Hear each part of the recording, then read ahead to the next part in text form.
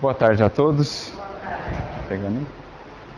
Então, que a paz de Jesus nos envolva a todos, que nós nos sintamos aqui realmente como irmãos, que nós possamos abrir o nosso coração para receber, sempre que nos reunimos assim, a grande quantidade de sementes que chegam-nos em abundância, como recursos novos, novos pensamentos, novas ideias, novos sentimentos, para que a gente nos sintamos mais próximos de Jesus, para que nos fortaleçamos aqui, a partir desse contato, dessa comunhão, desse aprendizado, para a vida lá fora, onde o mundo nos convida a testemunhar aquilo que nós temos aprendido com Jesus. Como nunca, Jesus conta com emissários fiéis. Jesus conta com pessoas, com corações que estejam realmente, sinceramente dispostos a viver a mensagem do Evangelho. E a nossa fala, a nossa conversa dessa tarde de hoje estará muito relacionada a isso. A história de uma vida transformada em Cristo. É muito mais do que uma palestra em si, será mais um preito de homenagem a uma alma, a um coração que nós aprendemos a admirar, que nós aprendemos a valorizar e a ter como que um pai espiritual, como alguém que muito nos tem ensinado, a partir do seu trabalho e da sua vida, a conhecer a Jesus, a viver Jesus. Nós estamos falando de Emmanuel. Como a grande maioria deve saber, este que era o benfeitor espiritual de Francisco Cândido Xavier, este que era o seu pai espiritual desde mais de 2000 anos, que vem tutelando essa alma, que vem orientando essa alma também, ambos de mãos dadas, assim podemos dizer, caminhando na direção de Jesus. Então a nossa conversa aqui hoje será, digamos que, essa homenagem a Emmanuel, porque a gente vai ver também a coragem desse espírito de partilhar conosco a sua vida, a sua história, e mostrar-nos como que a sua vida e a sua história é muito similar à nossa, é muito próxima a nós. Um espírito que teve essa coragem de abrir o seu coração, de abrir-se para as multidões, mostrando quem ele foi, quem ele era, os seus equívocos, as suas quedas, e fazendo disso lição para todos nós. Poucos têm essa coragem de abrir-se, de mostrar-se tais quais são. Poucos já prescindiram das convenções humanas, das aparências humanas, a ponto de se mostrarem intimamente como são, de falarem das suas quedas e de apresentarem as suas quedas e, naturalmente, o seu soerguimento como uma lição para aqueles que o ouvem. A história de Emmanuel é um pouco essa história. Ele que se utilizou dessa alma fiel, desse que aqui encarnado foi um porta-voz fiel da espiritualidade, ele se utilizou, portanto, de Francisco Cândido Xavier para cantar para o mundo, para cantar para os corações, para os nossos corações, o cântico divino do Evangelho, trazendo novamente à Terra, trazendo agora repaginado, não modificado, mas simplesmente explicado ou aprofundado, a partir de tudo aquilo que ele fez ao longo desses decênios de trabalho com Chico Xavier. Não só os seus próprios textos, mas, como sabemos, ele que era também o arquiteto, o gerente de toda a produção mediúnica de Francisco Cândido Xavier. Ele que gerenciou, que escolheu as peças mais adequadas, que escolheu Humberto de Campos, um cronista, para fazer o trabalho que fez, que escolheu, definiu os poetas para formar um Panácio de Além-Túmulo, um Poeta Sedivivos, Lira Imortal e tantas outras obras. Ele que foi escolhendo de maneira muito específica, de maneira muito sábia, esse conjunto de espíritos, André Luiz, por exemplo, para falarmos da vida espiritual, com aquela fluidez, com aquela intimidade ou proximidade com a nossa linguagem que André Luiz tinha. Por trás de tudo isso estava o grande maestro, Emmanuel, coordenando todas essas fontes com um único objetivo: incentivar, divulgar a doutrina espírita em nossas terras e aquele que é o seu compromisso já de há muitos séculos, o Evangelho. trazer o Evangelho, a plataforma fundamental de educação da criatura humana, de todos nós, trazer essa plataforma ou deixá-la clara, evidente para todos nós. Porque a gente vai aprendendo, não só com o Evangelho, mas também com a doutrina espírita, que não há serenidade, equilíbrio, uma vida harmonizada, não há felicidade duradoura distanciados do Evangelho, distanciados da humildade, distanciados do perdão, distanciados da misericórdia, da compaixão, distanciados do amor na sua mais bela expressão, aquela que vemos em Cristo, o amor que renuncia, o amor que não coloca condições, o amor que ama apesar de, o amor que se acolhe a rosa, acolhe também o espinho, e sabe lidar com o espinho de maneira amorosa, a exaltar aí o perfume da rosa, a valorizar o que ela tem de belo. Não há paz, não há felicidade neste mundo, nem no além, distanciados disso. Este mundo que ainda nos, de certo modo, ilude, que ainda ilude a muitos corações, ensombra muitas consciências, dizendo-nos que para sermos felizes precisamos do excesso aqui, disso aqui, daquilo outro.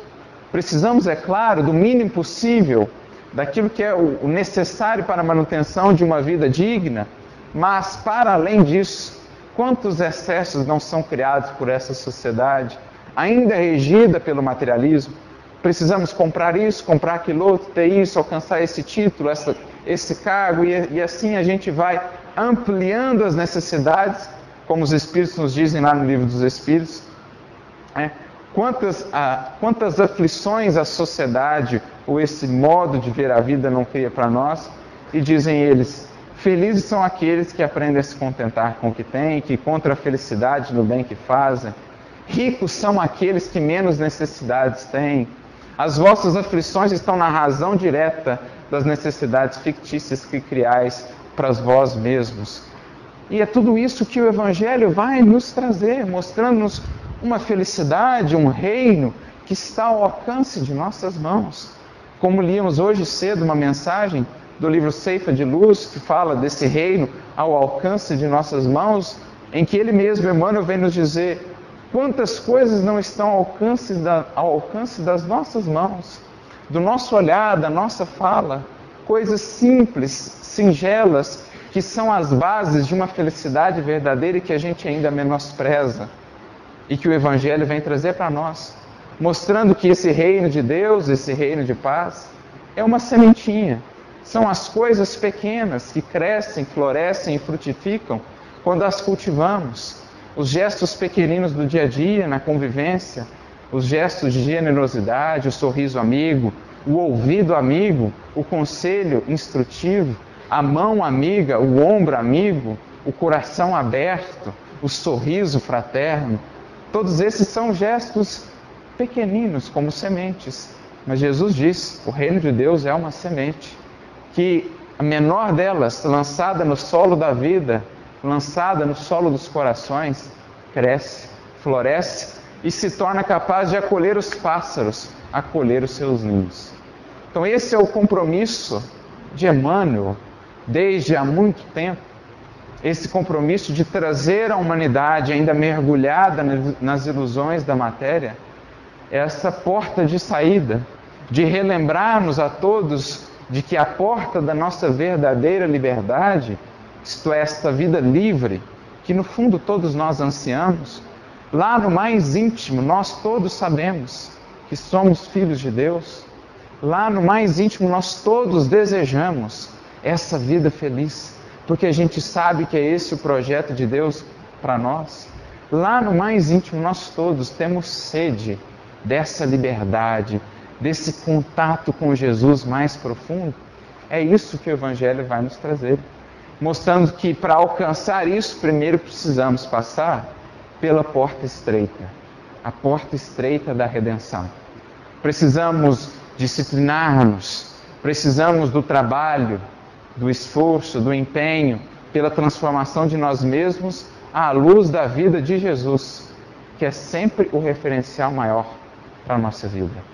Precisamos cruzar essa porta, porque embora seja uma porta estreita, os horizontes que ela nos abre são inimagináveis, são belíssimos, são ilimitados.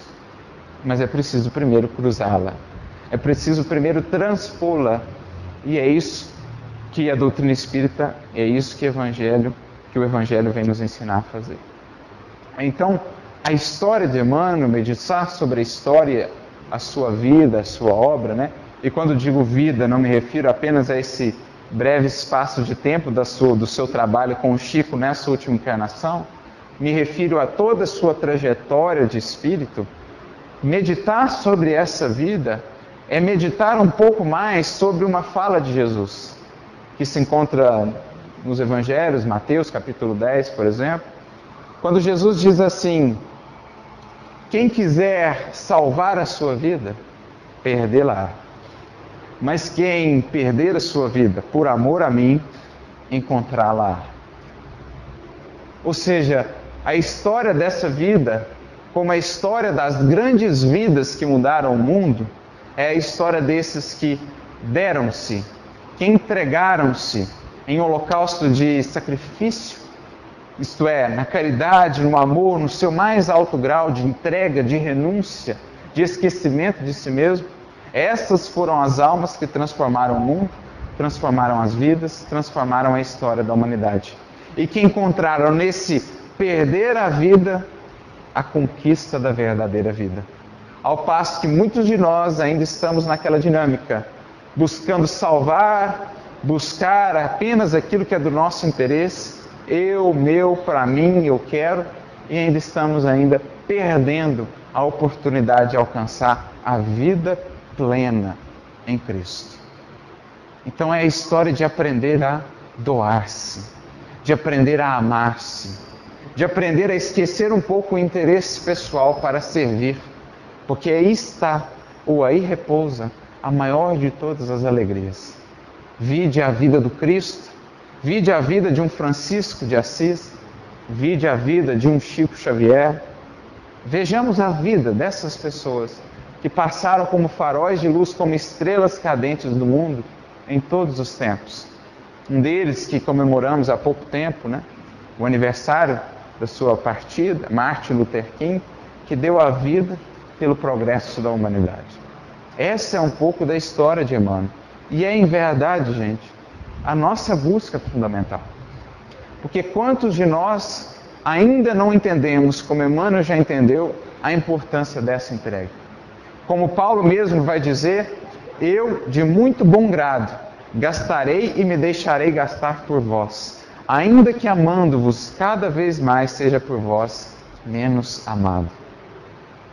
Veja, Paulo que encontrou essa felicidade no amor, no doar-se, embora lidando, e isso é natural a todos que trilham a jornada da evolução, lidando com a ingratidão, com a incompreensão, com o menosprezo, com o sarcasmo, enfim, tudo aquilo que cerca o caminho da alma que segue em direção à luz. Mas essas almas encontraram alegria justamente no gerar a luz, justamente no ser luz, e não mais naquilo que possam receber. É isso que é a história de Emmanuel. É disso que a gente quer falar aqui hoje. Mas não há como entender melhor essa história sem voltar no tempo, sem identificar aí alguns que são os marcos dessa trajetória. A gente vai falar aqui hoje de dois marcos principais na história da vida desse espírito que o transformaram profundamente e que nos ajudam a entender esse seu papel, esse seu trabalho nessa última encarnação de Chico. O primeiro grande marco dessa vida, dessa trajetória, e que é ao mesmo tempo uma grande reflexão para nós, vai ser encontrado há 2000 anos atrás. Porque essa alma, e a gente aprende isso com a doutrina espírita, não é? Todos nós já vivemos em muitos tempos. E essa alma, esse espírito, que nós hoje conhecemos como Emmanuel, viveu há 2000 anos atrás, mais ou menos, na região da Palestina, da Judéia, onde, naquele tempo, viveu também o Cristo, o nosso Mestre, o nosso divino amigo. Essa alma que hoje nós conhecemos por Emmanuel, viveu e conviveu com Jesus de Nazaré. E mais do que isso, teve um encontro fatídico, marcante com ele, que podemos dizer foi o início de uma guinada completa na sua vida, de uma transformação completa na sua vida. Porque qualquer alma que já tenha se encontrado com Cristo nunca mais será a mesma. Pode ainda resistir por muito tempo àquela mensagem, mas a mensagem, uma vez acolhida no mundo interior, nunca mais dali sairá, a não ser na forma de fruto. A semente recebida do Evangelho do Cristo no solo da nossa alma estará ali até que um dia venha a ser fruto, venha a frutificar. E não foi diferente com ele. Ele, que naquele tempo chamava-se Públio Lentulus, um orgulhoso senador do Império Romano, um dos maiores impérios que o mundo já viu, um dos impérios mais grandiosos, com toda a sua ostentação de beleza, de riqueza, de poder, as glórias dos Césares. Ele era um dos homens de poder nesse império. E naturalmente, no patamar de consciência em que estava até então, iludido pelas glórias do mundo, julgava-se alguém muito importante, julgava-se alguém de muito sucesso, julgava-se alguém muito poderoso. Mas eis que a vida tem inúmeros mecanismos para nos mostrar ou nos fazer repensar o que realmente tem valor para nós, o que realmente a gente está buscando. As glórias do mundo, que como o próprio nome diz, são vãs glórias, as vãs glórias do mundo, isto é, glórias vãs, que mais cedo ou mais tarde o tempo consome, fortuna, poder, títulos, tudo isso deve estar a serviço do bem. Quando é a finalidade da vida, nós naturalmente vinculamos a nossa felicidade ao que é transitório e por isso sofremos. Mas ele deixou-se embriagar pelo vinho das vãs glórias do mundo, até que geralmente a mestra dor, chegou em sua vida, bateu à porta do seu lar e adentrou. Ali, acometendo a sua filha amada, uma alma por nós muito conhecida, essa alma dócil, essa alma branda, filho ou filha espiritual de Emmanuel, que ao longo dos séculos vem sendo educada por ele. Então sua filha, à época chamada Flávia Lentulus, é acometida por uma doença grave, por uma doença séria, e então ele vê-se com todo aquele poder, com todos aqueles recursos, ele vê-se de mãos atadas. O que fazer? Porque é isso que a dor faz. Ela vem e lapida, ela vem e tira as bases daquilo que julgávamos ser a nossa fortaleza, mostrando: não é isso que nos torna fortes, não é isso que mede o nosso valor.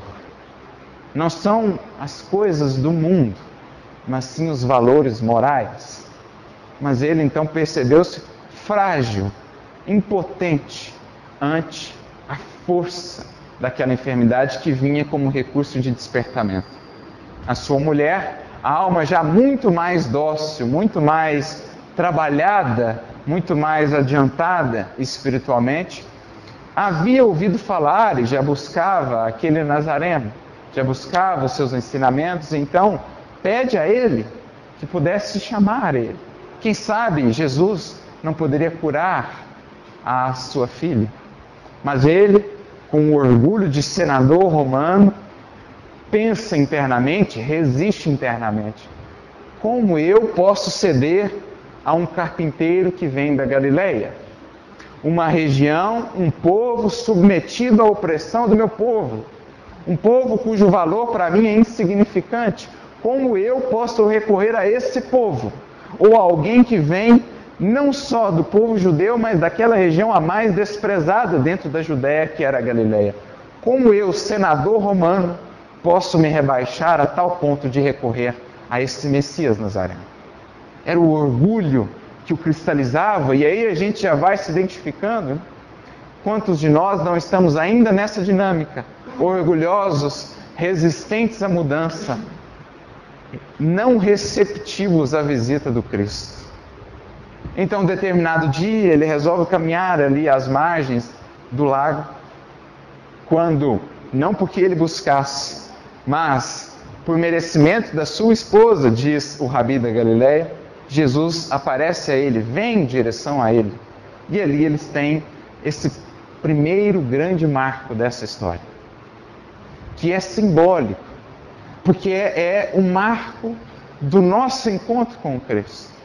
A gente fica a pensar, será que cada um de nós, já tivemos esse encontro com Cristo? Porque não é importante o encontro material com Cristo. Quantos não encontraram Jesus lá naquele tempo e não se transformaram naquele momento? O importante é, será que eu já abri as portas do meu coração ao Cristo? Como ele diz no Apocalipse, eis que estou à porta e bato. Aquele que ouvir a minha voz e abrir a porta, eu entrarei. Cearei com ele e ele comigo. Então Jesus está às portas de cada coração, batendo, chamando, querendo entrar. Mas só o indivíduo pode escolher, ou pode abrir, porque essa porta só se abre de dentro para fora, pode abrir realmente o coração ao Cristo. Então a história desse encontro é a história de cada um de nós. Espíritos ainda orgulhosos, que ainda achamos-nos autossuficientes, não precisamos do Cristo, ou não vou seguir o Cristo, não quero aplicar isso à minha vida. Porque é isso que em verdade fazemos quando dizemos, eu não vou perdoar. Isto é, sou mais sábio que o Cristo. Não preciso dos seus ensinamentos. Eu toco a vida aqui do jeito que eu bem entendo. Isso é a postura de orgulho que ele lá tinha. Eu não preciso do Cristo para curar a minha filha. Em outras palavras, eu não preciso do Cristo para curar as minhas feridas. Eu não preciso do Cristo para melhorar as minhas obras. Eu não preciso do Cristo para renovar a minha vida. Eu sou autossuficiente. Essa é a dinâmica do orgulho. Mas então, diante daquele espírito que o visitava, ele, senador romano, não pôde conter-se. A autoridade moral, o amor que irradiava daquele coração era tão grande que ele, um senador romano, quase que num movimento mecânico, ajoelha-se. Porque é a autoridade irresistível daqueles espíritos que subiram. A única autoridade legítima, gente, no mundo é a autoridade que se tem do valor moral, é a autoridade do amor. Não é a autoridade do poder, não é a autoridade da força, essa é a autoridade da tirania, que ao invés de gerar empatia, gera ódio, gera antagonismo.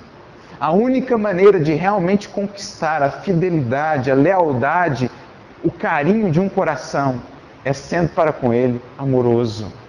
Porque é essa a verdadeira chave de acesso à porta de qualquer coração. E Jesus irradiava isso, claro, sem violentar nenhuma consciência.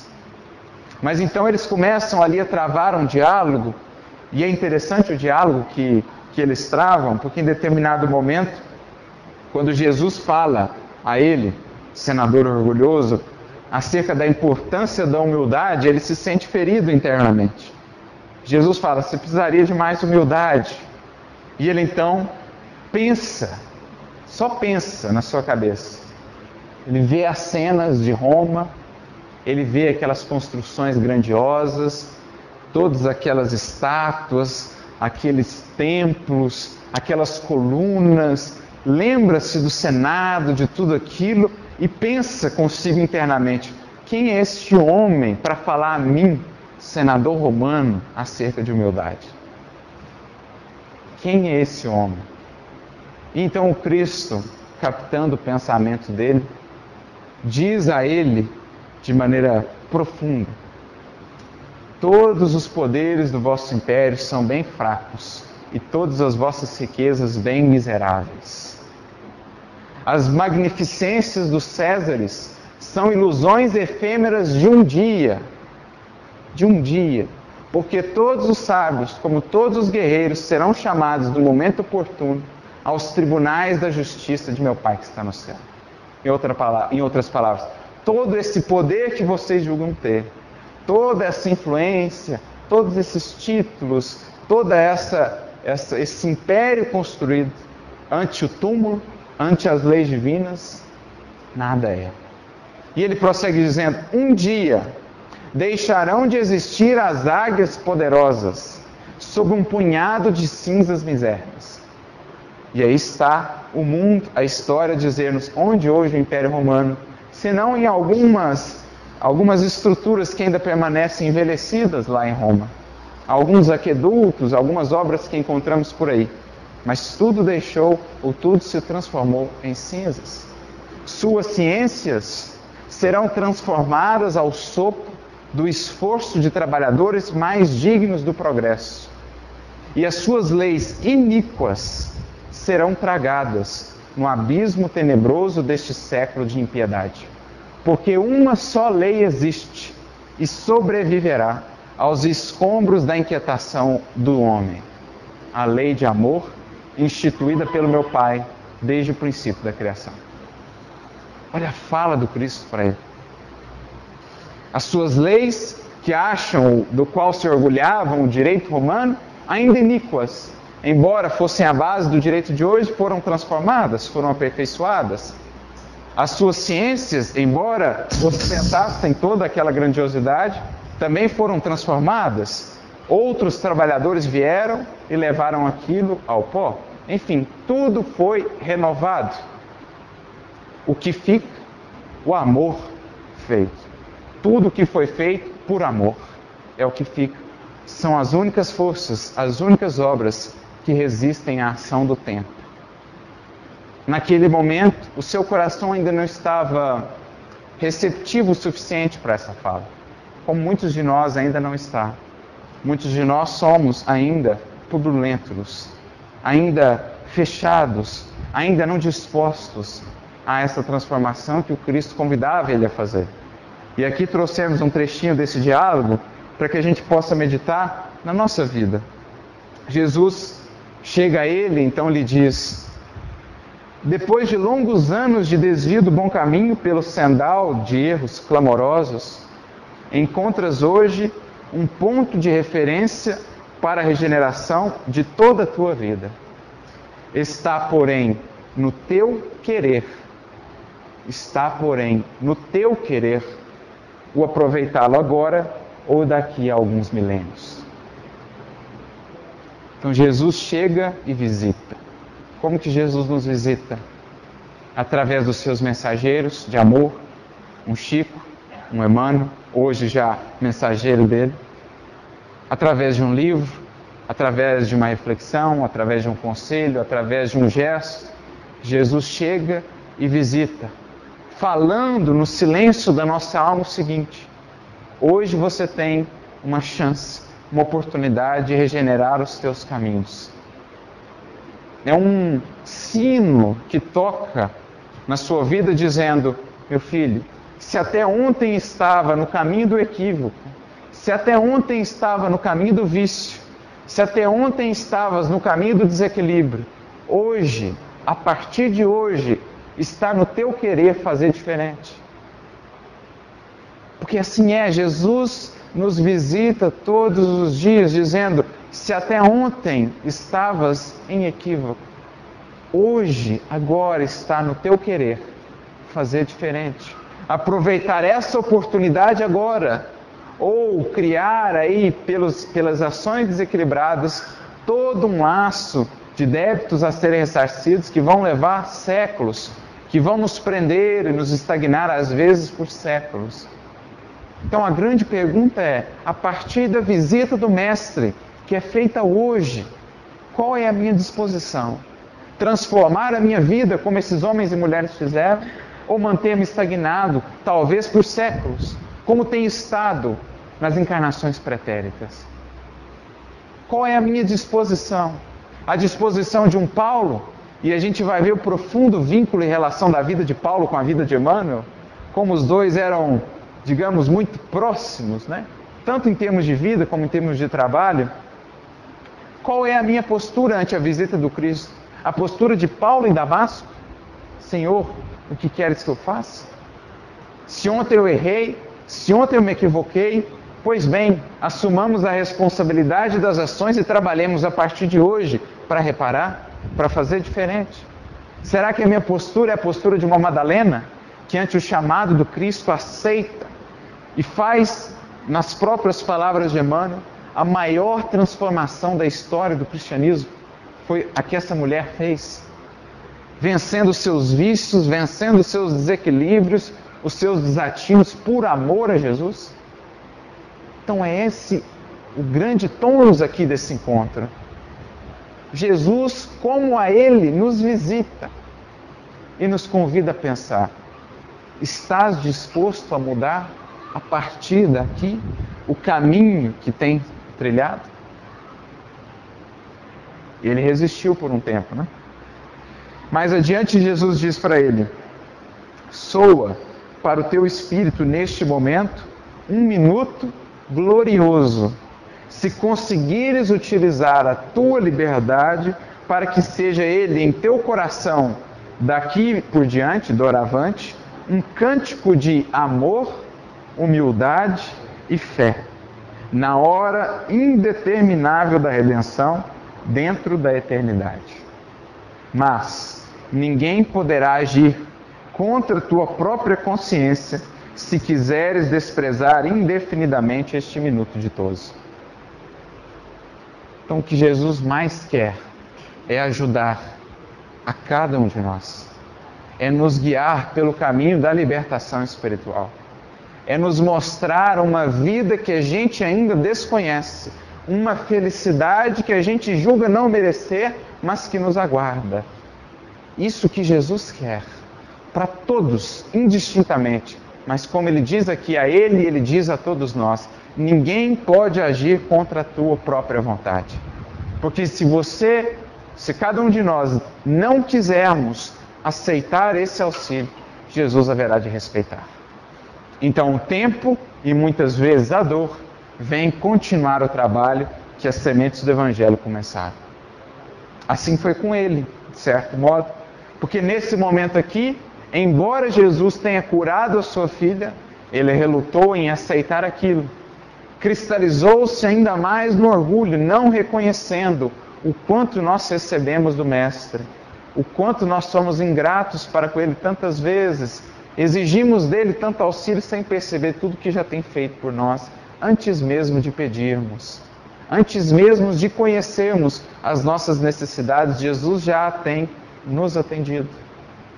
Mas é o orgulho que nos impede de ver. E assim foi com ele.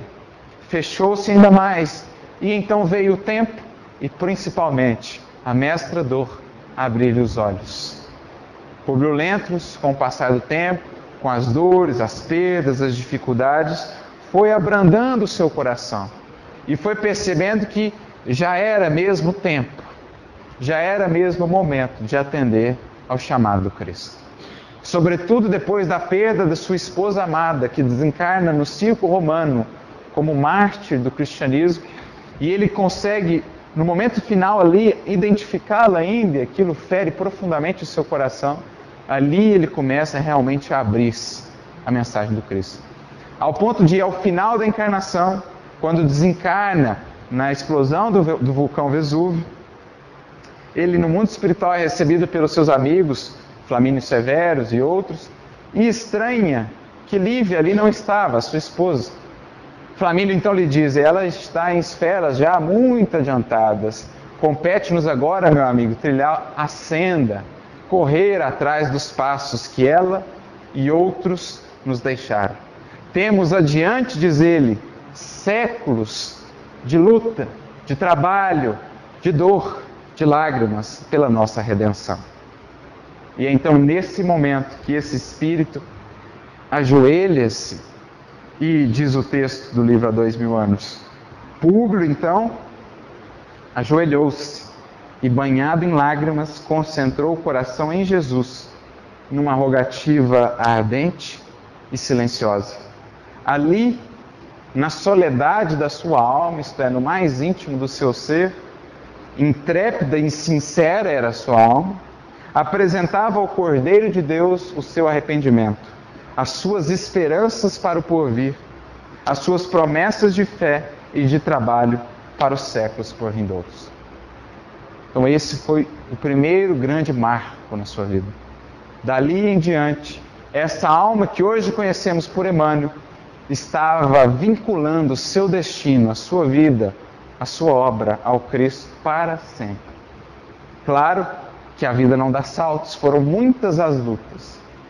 Aqui a gente vê já esse primeiro contato dele, nesse mesmo tempo, nessa mesma encarnação, com aquele que seria um grande auxiliar seu nessa proposta de agora servir ao Cristo ao longo dos séculos. O apóstolo dos gentios, o apóstolo Paulo. Ele mesmo nos narra, numa mensagem que está no livro Amor e Sabedoria de Emmanuel, o encontro que ele tem com o apóstolo Paulo em Roma, quando ainda encarnado como Públio Lentulus. Logo após o desencarne de Lívia, ele vinha na sua liteira, extremamente sofrido, com o coração macerado de dor, quando de repente os cavalos dispararam. Existia ali um grupinho de cristãos estudando em torno de um homem, e um dos cristãos pula à frente dos cavalos, para os cavalos, e evita um acidente. Ele então desce para ver o que havia acontecido, para agradecer, e então vê, e conversa por alguns minutos com aquele, diz ele, que nunca mais ele esqueceria. Aquele que com algumas poucas palavras falou ao mais profundo do seu coração. Ali começa esta relação bela de cuidado, esta relação paternal entre Paulo apóstolo e Públio Lentulus, Emmanuel. Dirá-nos Leio Lúcio depois, no livro Diálogo dos Vivos, uma mensagem Emmanuel e Nóbrega, que esse apóstolo, Paulo, amparou Emmanuel numa série de reencarnações nas avenidas escuras da carne, até que ele pudesse um dia alcançar a oportunidade de servir ao Cristo com tanto valor e com tanto heroísmo como fez a sua companheira lá atrás, Lívia. E aqui a gente tem o segundo grande marco da vida desse espírito, profundamente vinculado com todos nós. Porque a história de Emmanuel está intimamente vinculada à história do Brasil, à história das Américas, à história do nosso povo, à história de Jesus aqui nessa terra. Porque ele foi um dos pioneiros, ele foi um dos desbravadores, numa vida de completa entrega, de sacrifício extremo, de trabalho total, por estabelecer nessa nação as bases do cristianismo. Estamos falando da vida dele como Padre Manuel da Nóbrega, um jesuíta que veio ao Brasil por volta aí de 1549, juntamente depois com seu companheiro, digamos, o seu irmão em espírito, Anchieta. Esses dois foram basilares do cristianismo nessas terras. Ele mesmo nos conta, Emmanuel, que estava cansado depois de muitas encarnações, desde a última lá com Públio Lentulus, várias e várias encarnações até o século XV, muitas delas em que ele teve posições de mando, posições de poder no seio da Igreja Católica, as tribunas, as honrarias, as glórias. Então diz ele numa mensagem que está no livro Deus Conosco, que quando vem ao mundo espiritual, no século XV, encontrava-se cansado, exaurido das facilidades terrestres, da riqueza, do poder, das tribunas, da oratória. Então ele pede uma encarnação de sacrifício, de holocausto, de entrega total, onde, como mesmo disse Leio Lúcio, ele pudesse servir ao Cristo com o mesmo valor e heroísmo da sua companheira. Então ele vem e encarna com essa tarefa, Manuel da Nóbrega, de vir ao Brasil, deixando família, amigos, deixando tudo para trás e encontrando aqui tudo por fazer. Quantas lutas, quantas perseguições, quantas incompreensões, mas assim fez, entregou-se por completo. E assim, diz ele mesmo, quis o Senhor que o seu coração estivesse dali por diante sempre vinculado à história das Américas e principalmente à história do Brasil. Diz ele que aqui nós temos um povo que tem fome do Salvador. Ele mesmo diz, textualmente, estamos no Brasil em meio de corações que têm fome do Salvador, fome do Cristo. Estamos aqui entre corações, nós, meus amigos, que viemos lá da Europa, que viemos lá das posições de mando, de poder, do seio da igreja, do seio da corte, nós que viemos ao Brasil abraçando a bandeira de Ismael, querendo ou buscando a redenção com Cristo. Mais ou menos como está descrito lá naquela passagem de Brasil, coração do mundo, pátria do Evangelho, e aí a gente entende o que é Brasil, coração do mundo, pátria do Evangelho. Não é facilidade, não é imperialismo econômico, não é poder na terra, é o hospital com Cristo, é transformação com Jesus. Isso é coração do mundo, gente. Porque Jesus andava com quem? Com sãos? Jesus andava com aqueles que tinham as facilidades do mundo? Jesus estava no meio, era de quem sofria. Jesus estava no meio dos culpados. Jesus estava no meio dos arrependidos, dos doentes da alma, que somos nós, os que queremos mudar. Então conta-nos Humberto de Campos que em determinado momento Jesus diz para Ismael, o benfeitor dessa nação, pega a sua bandeira, Deus, Cristo e caridade, e vai nas regiões mais complicadas do mundo espiritual. E conclama aos que lá estão, se querem uma oportunidade de redenção. E lá estavam o pessoal das cruzadas, o pessoal da Inquisição, os nobres, todos aqueles que nos séculos semearam sangue e as lágrimas nossas. E vimos então uma luz de esperança raiar em meio àquela sombra, escrito nela, naquela bandeira, Deus, Cristo e caridade. Quem quer vir para o Brasil? Quem quer trabalhar neste solo?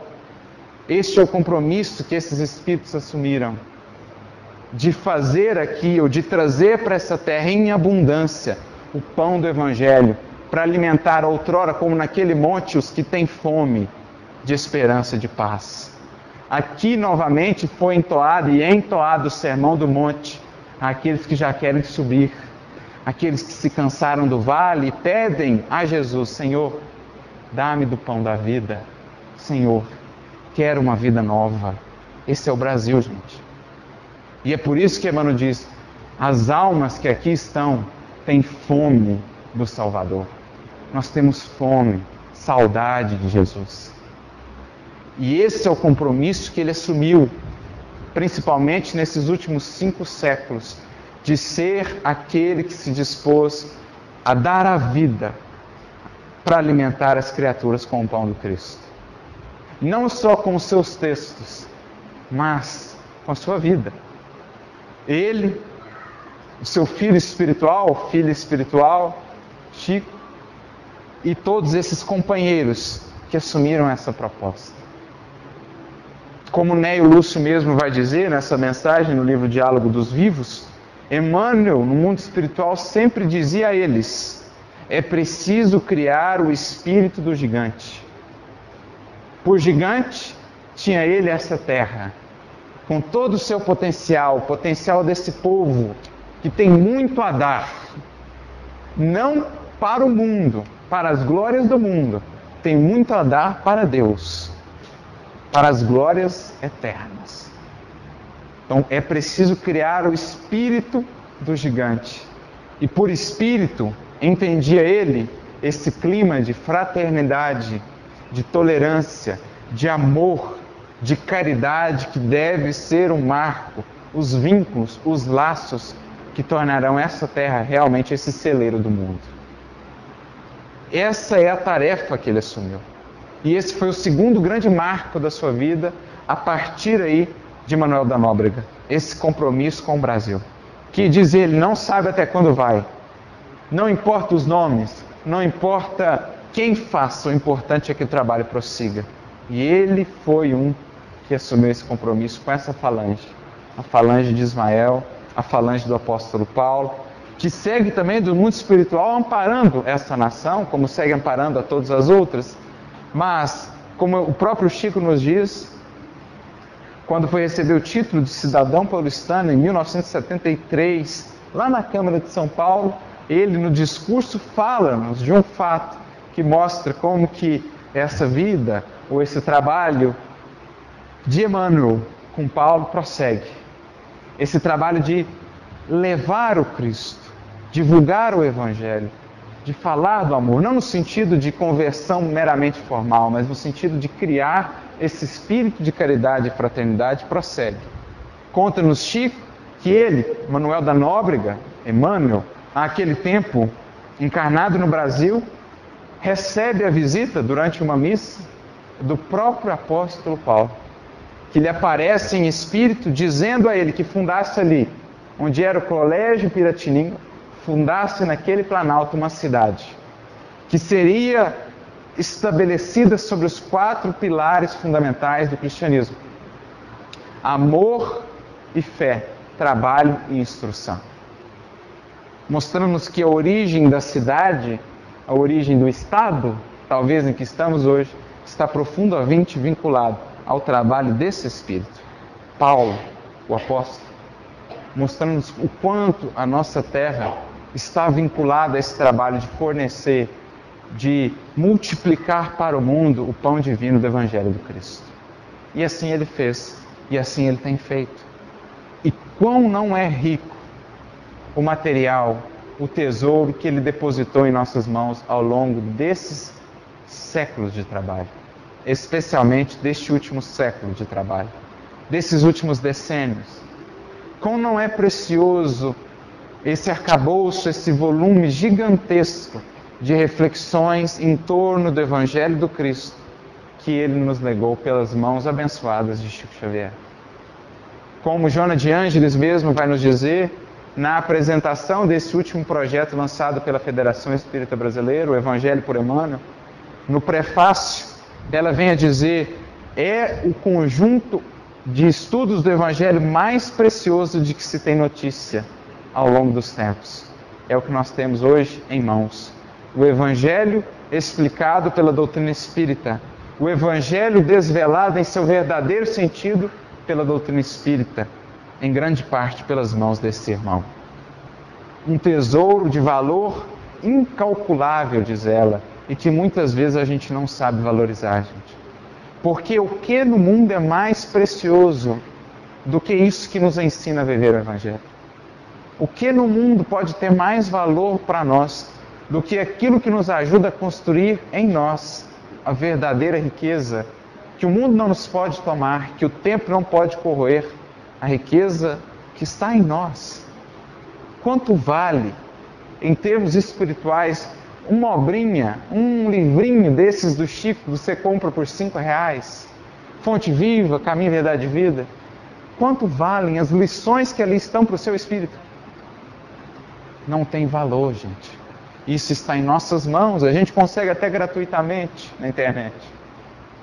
Isso está em nossas mãos e muitas vezes não sabemos valorizar.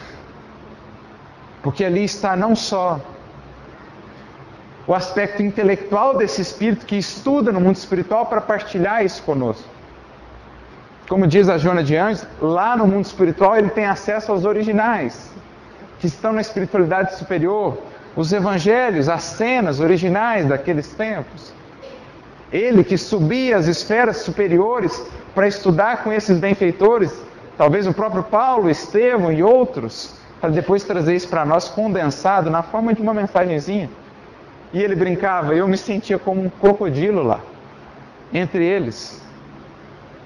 Tal a grandiosidade com que estudava. Então nessas obras não está só esse aspecto intelectual. Essas obras são a concretização da sua vida, da sua história de vida. Porque ele fala do Evangelho com aquela profundidade, com aquele amor, com aquele carinho que nos encanta, porque ali ele fala da sua própria vida. Essa vida ao longo desses 2 milênios de entrega a Jesus, para que Jesus o pudesse burilar, para que Jesus pudesse escrever nele o Evangelho mais belo que a gente pode ler, que é sempre aquele que está no coração de uma pessoa. Como o apóstolo Paulo diz na sua 2ª carta aos Coríntios, as minhas cartas, gente, as cartas que eu deixo para o mundo, não são as minhas cartas aos Coríntios, Efésios, essas têm um valor, mas as minhas verdadeiras mensagens, o meu verdadeiro legado para o mundo, gente, são vocês. E Emmanuel, quando escreve ali, fala do que está escrito no coração dele, fala do que ele pôde sentir com Cristo ao longo desses séculos. E a gente que tem aprendido com ele, que tem se renovado com ele, que tem tido nele um verdadeiro Pai, nós só temos a agradecer por tamanho empenho, por tamanho esforço. E aí a gente vai entendendo, é dando a sua vida que ele conquistou mesmo, Porque quantos corações hoje não têm para com Ele uma imensa gratidão? Quantos corações não fazem ou não lembram do seu nome nas preces? Quantos não vibram por Ele? Quantos não o agradecem diariamente, cotidianamente? Então a história dele, que é a história ou a busca de todos nós, é: aprendamos a dar para ganhar. Aprendamos a renunciar para conquistar. Entreguemos-nos ao Cristo para que por meio de nós Ele possa cantar para o mundo, mais uma vez e ainda e sempre, o divino cântico do Evangelho. Escrevamos o Evangelho em nós, a fim de que sejamos verdadeiramente os colaboradores de Jesus nesses novos tempos, a fim de que lembremos com as nossas vidas de que a vida não se resume a ter, a possuir, a vida não se resume a sofrer, a vida não se resume ao acaso. A vida é um projeto divino, belíssimo e grandioso, que nos compete conquistar, que nos compete construir em nós. Essa é a história da vida e da obra desse Espírito, não por acaso, que escolheu esse nome para se apresentar, Emmanuel, que do hebraico significa Deus conosco. Como nos dizer que por meio dessa vida, de fato, nós temos sentido mais próximos de nós esse carinho, esse zelo paternal de Deus para conosco. Essa abundante misericórdia de Deus que, apesar das nossas falhas, segue nos ajudando, segue nos amparando, segue investindo em cada um de nós. Essa é a história de Emmanuel, que se apresentava, ou que se escolhe se apresentar como aquele senador de há 2000 anos. Teve ele várias encarnações, mas não se apresentava como Manuel da Nóbrega, não se apresentava como nenhuma outra, apresentava-se como Públio Lentulus, para que pudesse lembrar-se sempre da misericórdia do Cristo que foi buscá-lo em meio às sombras do seu orgulho e da sua impiedade. Que a gente possa, inspirados nessa vida, pensar um pouco se já temos aberto as portas a esse Cristo que vem buscar as ovelhas transviadas que somos, conduzindo-nos definitivamente para o aprisco de Deus. Que Deus nos abençoe a todos e que Emmanuel e Chico sejam para nós inspiração para fazermos o que compete a cada um de nós fazer, trilhando o caminho com Cristo. Muita paz a todos.